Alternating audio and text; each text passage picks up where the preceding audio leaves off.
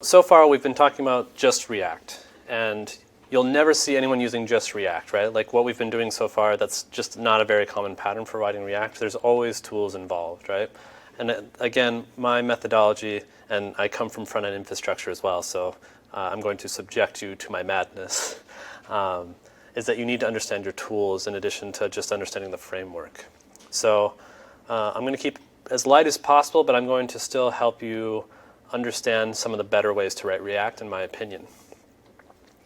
So here we're going to introduce you to like 3 or 4 tools, and then we'll get back to writing React. So the first one I want to introduce you to, you may already be familiar with, is NPM, which does not stand for Node Package Manager, but sort of stands for Node Package Manager. This is going to allow us to, rather than just loading Node off of the CDN, we're going to actually install it off of the registry and build our project so that it's actually included with the package and we don't have to rely on unpackage to be up, right? Unpackage is really good for just like testing things out, but do not rely on it for production traffic, because then you're at their mercy. Okay? So what I want you to do is I want you to open your terminal. This is built into VS Code if you are using that. You can open it with control backtick /tilde, the one that's next to the 1 on your keyboard. There's probably a button somewhere for it as well, but that's how I always open it. So, okay, and then the first thing, you're going to have to make sure that you have Node installed. So I do. I have 10.15, as long as you're over like, let's say 8, because 6 just got deprecated, or end of life rather is the correct term. So as long as you're above 8, you should be fine. I'm on 10.15, which should be pretty close to the LTS right now, which is the one that you want to use. You should use the LTS, which stands for long-term support, I think. Or I'm making that up, and you can believe me.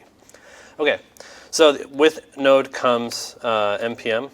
If you don't have these tools installed right now, just go to nodejs.org, and you can just install it right off of there as well.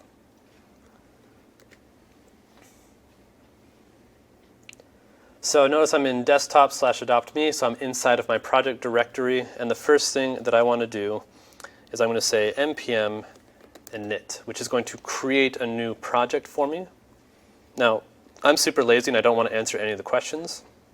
So pro tip, if you put -y, it won't ask you any questions and it just generates a file for you. Otherwise, you get this interactive prompt like, what's the name of your project, who are you, blah, blah, blah. And I just can't be bothered. So now if you look at my project, you can see here that I have a package.json. Now this is common with JavaScript projects. This may not be the first time you've been exposed to this. Inside of here, close this. It's just a JSON file full of what the license is, what the name of the project is, what version it is, so on and so forth. We don't actually really care what's going on here. You can mess with it if you want to. I'm not going to. But there's a couple things that we're going to be concerned with here. First of all, we're going to have dependencies, and those dependencies are going to be tracked in here, right? So then whenever I say npm install, it's going to grab the same dependencies, right? So if me and M start working on a project together, I can share this with her, and we can work together on that project, right? Something like that.